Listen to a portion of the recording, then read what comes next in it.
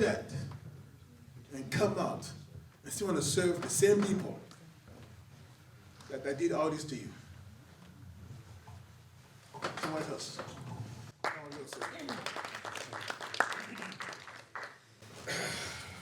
My name is Alan Whitehouse, and I was incarcerated in 2001, and I'm on the opposite end. I've suffered some of the things your ladies have gone through, but I also turned right around and became a victimizer. And served 17 and a half years. I was given 75, but I was given 55 suspended, and because of a little bit of good time, I was able to get out in 2018. Prison, you know, I served prison with the best intentions after I had to have a come to Jesus moment. And because I had lost all hope. And it was basically, I'm in prison, now I'm going to do the prison thing. And started working out, was in fights. But after about 2 years, I went to Kairos, Virginia. And Kairos program taught me that prison doesn't have to affect me. I can affect prison. And their investment in me, I saw how they came in, they volunteered not just their time, but they sacrificed to come in and help prisoners out.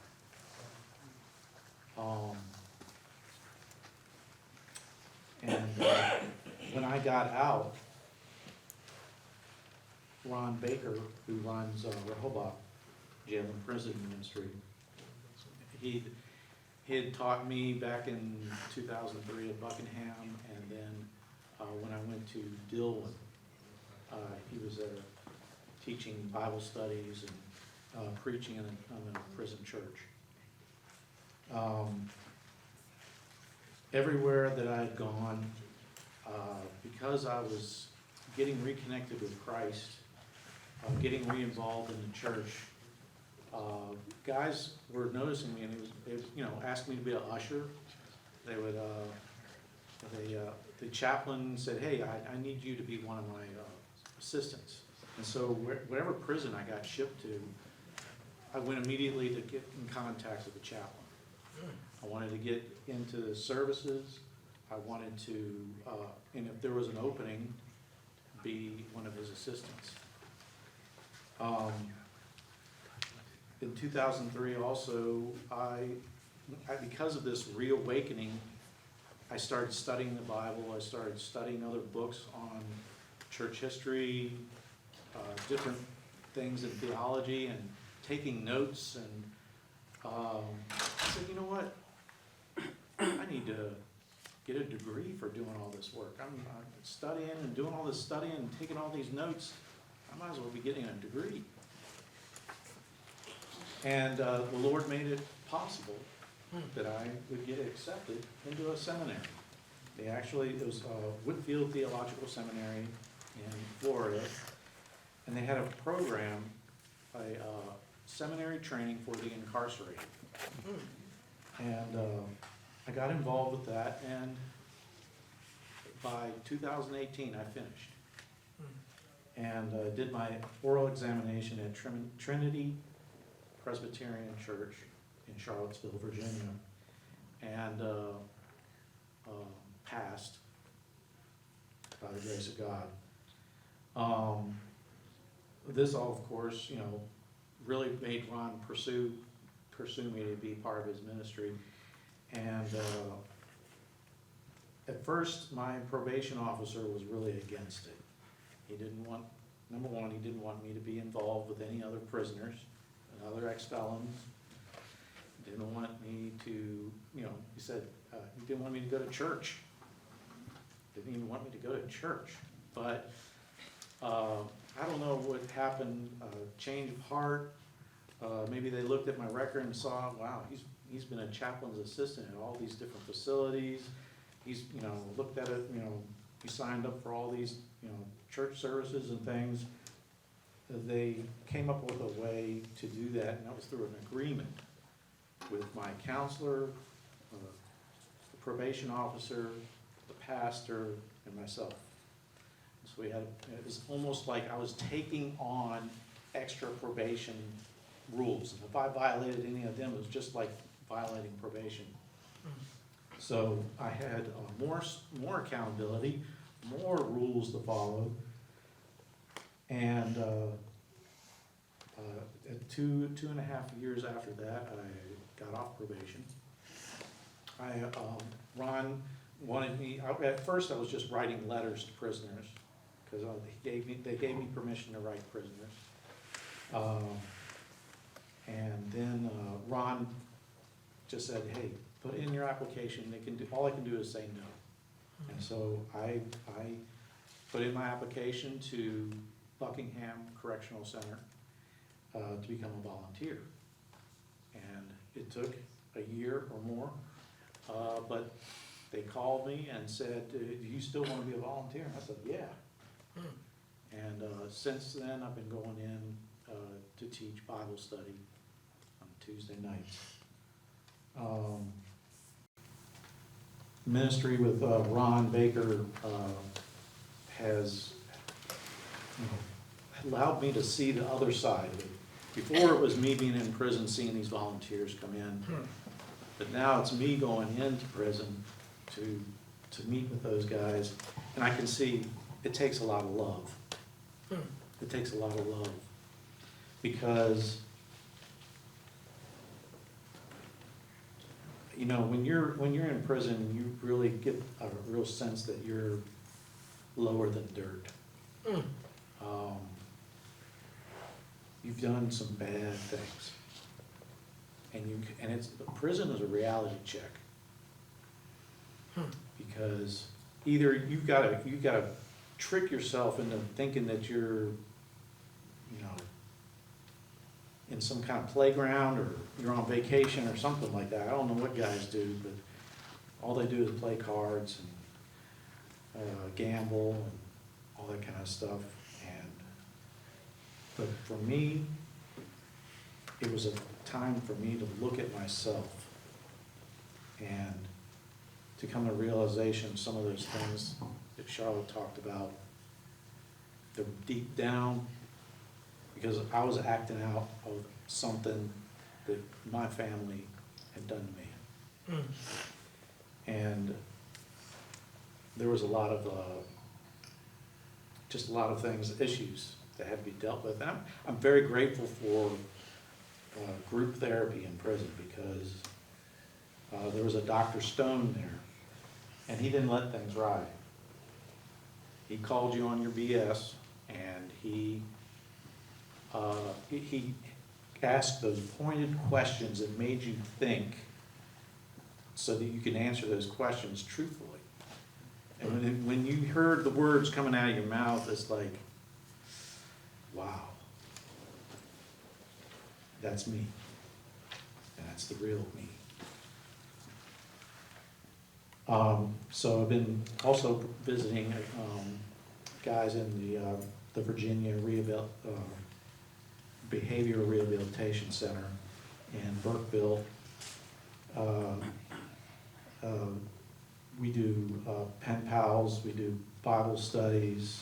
We have future plans of having a restoration house in which we help guys, and when they get out, to get some of this mentorship we've been talking about, and some of these more interactive things to help them, because the military, they have, when you get out of the military, guys coming out of the military, some of them have never done their own laundry. They've not gone grocery shopping for themselves, or done any of these things that we deal with every day as civilians. And when they're going in from the military world into the civilian world, they're just as lost. And so they have a thing called TAPS. And this is what the United States government does for our service members. And it's a good thing, because they're just as lost. We have the International Refugee Commission, and they they realized that when a person is coming from another country to the United States, it's a major shift. Culture is different. They might be coming from a war-torn country, and that's why they're seeking refugee status over here. And so they're suffering from trauma, mental issues, PTSD. And so they need to know how to do taxes, how to find a job. When you say village to them, they have something totally different in mind than what we think of as a village. So this major shift, this change in their life, there needs to be somebody that can come along their side and show them the way. And so, what about the prisoner? He's going from prison and has been removed from society, and he might have seen stuff on the news. He might have read it in the newspaper, but when he comes out, people are totally different. Society has changed without him. He's still back there when he was locked up in his mind. He might have changed his heart, but his thoughts of what, let's say, Richmond looked like, if he comes out, Richmond don't look like that anymore. All his stomping grounds, they're all been dug up and something else built there. So this is what the Code of Virginia, section 53.1-32.2 on reentry planning says. The department shall develop and implement, in cooperation with and taking into account the individual needs and willingness to participate of the inmate, a comprehensive reentry plan for each person committed to the supervision of the department as soon as practical, considering the prisoner's anticipated release date. Such plan shall identify educational, vocational, therapeutic, and other programs necessary to prepare the person for successful transition from prison to society upon the person's discharge, and shall include mentor pairing to the extent possible. The department shall coordinate any reentry programs provided through the department pursuant to the reentry plan with any other reentry or other relevant programs offered by any public or private organization or entity at the local, state, or federal level, which are also included in the plan. Two things stuck out of there: comprehensive and mentor pairing.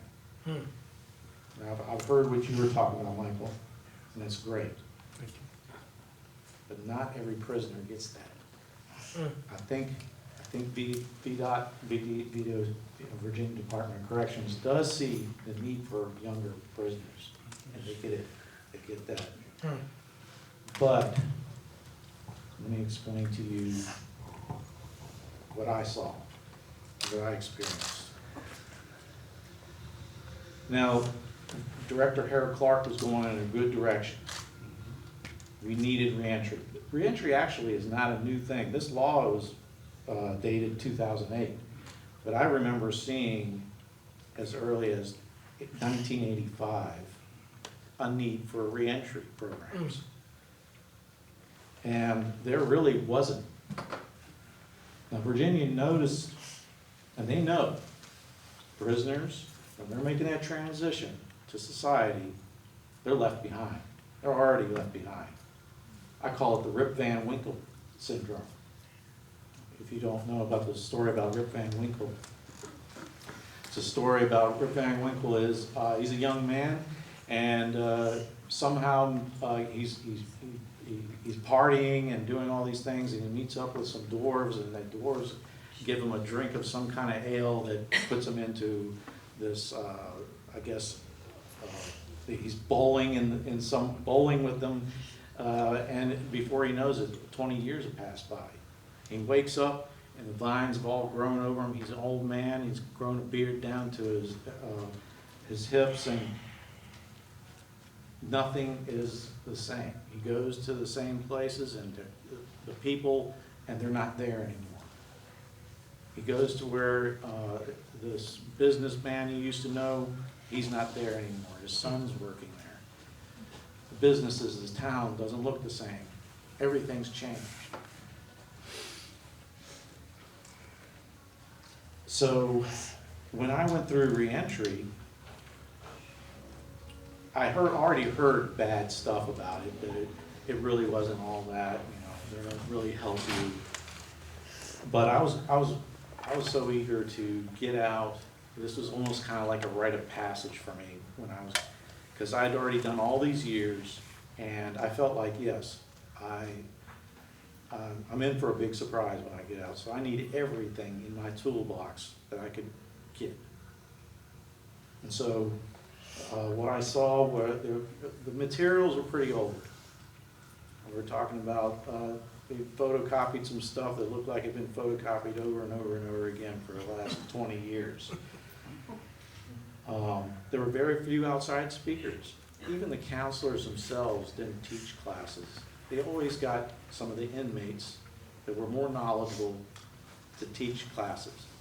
And that's great, but there's something, just like with the guys from Kairos, the guys from the prison ministries, there's something about them coming in that made you pay attention a little more. You know they were for real because they're sacrificing their time and all that energy, and they're traveling for miles to come and see you. And so they want it, they're for real. They went to a job fair. There is not a single person from that job fair that I met on the outside. Materials that they were, because they had little things like, resume class and all this kind of stuff. But there was something that was handed out that you could do when you got out. And by the end of that job fair, they said, you can throw that away because we found out that's not for real, it's false. You can't do that. And so that really shot credibility for me as far as that job fair went. And the counselor is supposed to help you. But really, I found out the counselor is only there to do annual reviews and to ask your selection of the next place you're going to get shipped to. I actually suffered harm from my last counselor. He didn't do anything for me as far as getting all the information correct on my home plan. So when my parents found my apartment, I had to follow certain rules because, I'm registered under the sex offender registry. And so my parents were particularly aware of all the laws. They'd done all their research and found me a good place to live. My counselor looked at the same place and said, "Oh no, you can't live there. Look, 500 feet down the road, there's a child care place or something like that." And so I'm going like, "Oh man, where am I going to live?" He said, "Well, you need to get in touch with your probation officer. Here's the name and the address."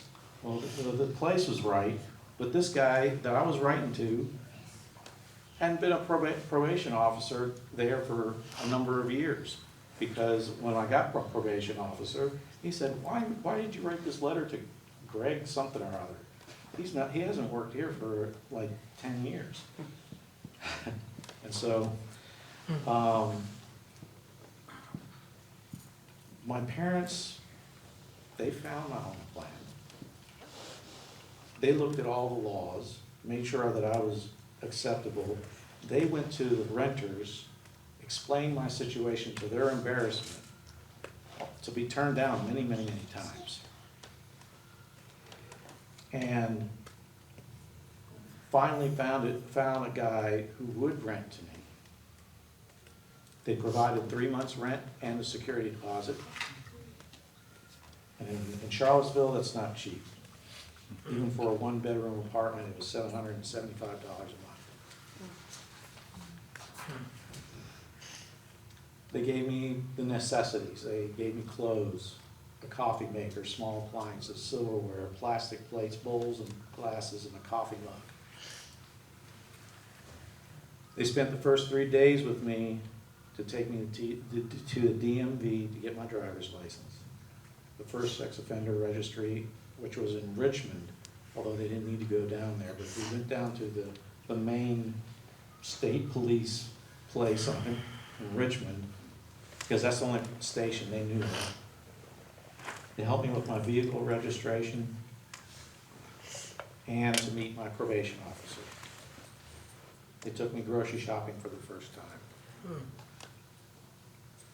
Which was, even though I've been grocery shopping before, but after 17 and a half years, just seeing all those shelves full of all this stuff.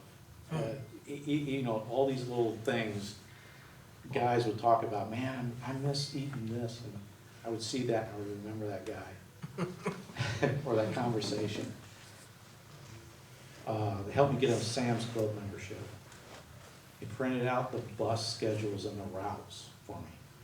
They printed out maps of Charlottesville. My dad took Google and printed out each little piece of Charlottesville and then taped them all together to make one big map. Wow. And finally, they gave me a vehicle, a 97 Toyota Camry that my step-grandmother gave to them when she got a new vehicle. Probation officer, he told me, because how was I supposed to find a job? He told me, you gotta find a job. How was I supposed to find a job when every door that I knocked on said, we don't do paper applications? And I tried to offer I slid my resume under one door, hoping they'd just pick it up and just say, we'll just give this guy a chance. But I never got a call from him.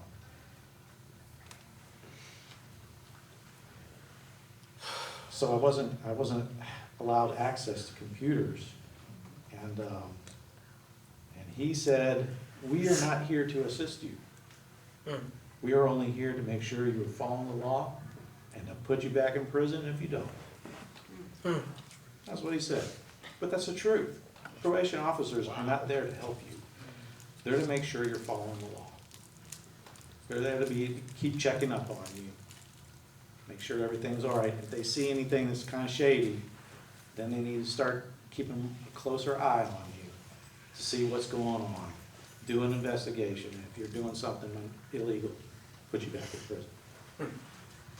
One of the reasons sex offenders get put back in prison is because they cannot follow all the state police rules. They're not given updates.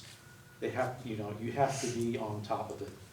They're changing the laws all the time, and so you have to know the newest laws. And so, if you're not allowed to go to church, if you're not allowed to be in contact with other ex-felons and ex-prisoners, you have no access to computers, you're pretty much in the dark. You are by yourself. Now, I can understand from a probation officer's perspective why they would not let a person go to church. Is because he's an ex-felon, he might commit a crime there. I can understand why he doesn't want contact with other ex-felons, because there might be some bad guys that still have the bad thinking and could lead that person in the wrong direction. I can understand no access to computers because there's so much criminal activity on computers that you could easily get messed up in that without even trying. But without the mentorship, without somebody getting in there and saying, okay, I'm going to help you, I'm going to help guide you through church. I'm going to see if let's see if we can get you back to church. Okay, you know what? Let's have a way that you can talk to prisoners, share your experiences, learn from one another. Let's get you on a computer, but let's put some controls on there so that if you do start slipping up or some bad stuff starts coming in, we know about it. And we can guide you through that. We can see what's going on. And so, how do you make a re-entry program that meets the needs of prisoners transitioning into a modern society? 2001, basically, you might as well say, it was still the 90s. There was flip phones. It wasn't the smartphones that we have today. There was still, the main thing was AOL.com. It wasn't the Gmail, Google. It was Ask Jeeves. Wow. I don't know if you even remember Ask Jeeves. You had a question, you know, it wasn't like Google either. I mean, you had to really use the Boolean thing. So,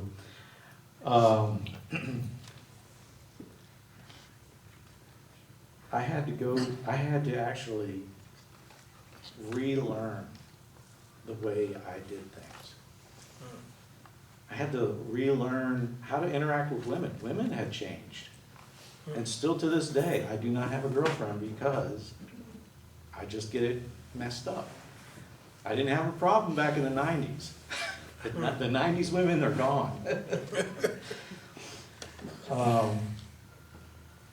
There's been a lot of societal things that have changed.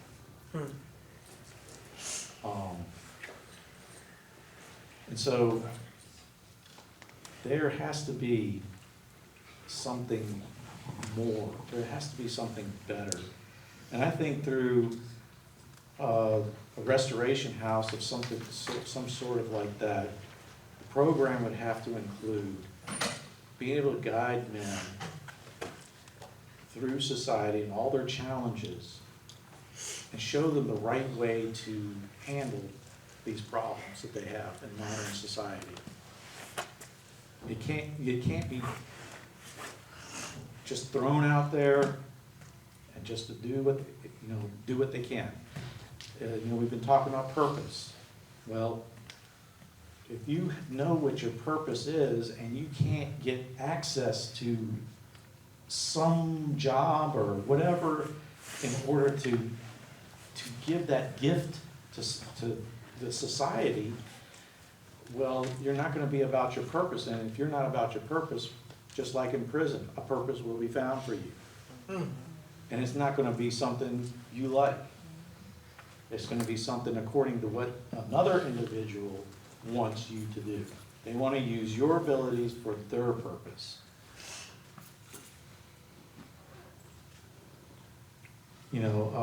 Or it could be something else. It could be, we talk about water pipes. Pressure makes water pipes burst, right? Well, there was another one. It was more on the electrical side. Electricity flows where there's the path of least resistance. And so, if you can imagine, you have all this power. You're a man. You can do things. I was just talking to somebody. He can do just about anything about a house. He rebuilt the house because he's got all these skills in carpentry. He can do landscaping. He can do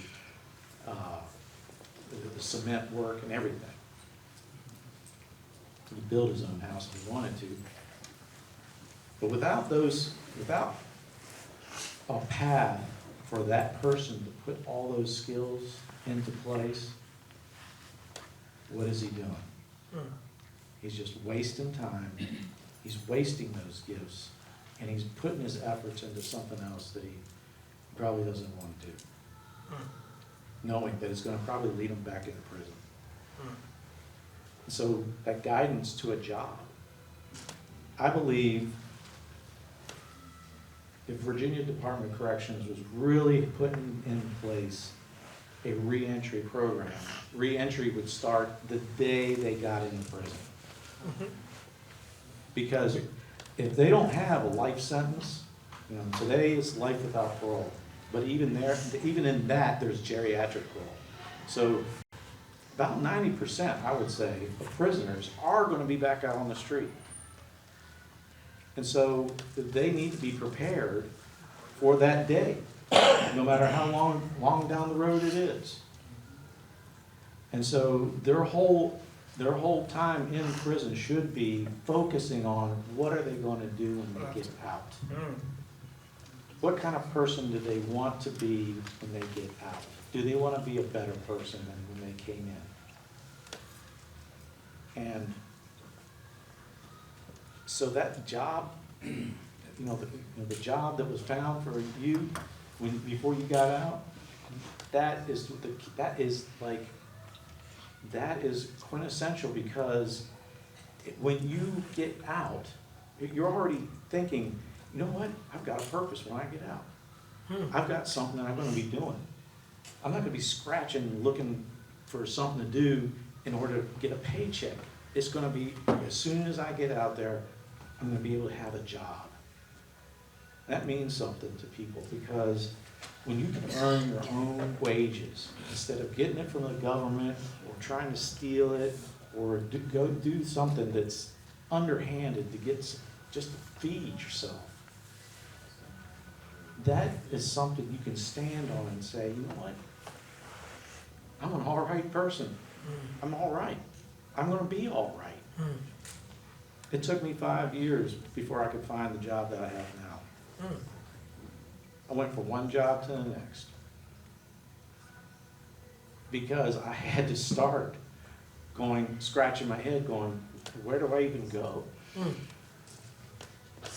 And then finally, when I finally lost my last job, I finally went to the Virginia Employment Commission, went to the Workforce Center, and there was a hiring event, and that's where I got my next job. So if I had some kind of guidance, someone to say, Colin, you know what, you need to go down here. I could have cut out 5 years of going from one job to the next because this didn't work out, or they didn't like me, or something like that. It could have put all that aside and not wasted all that time and started here where I'm at now. Might have been at a better place. But it's totally true that if you don't put forth that effort, you're not going to change, your situation is not going to change, and you're going to stay in the rut. It's very true. Thank you for all you guys listening to me, and I thank you, Jedi, for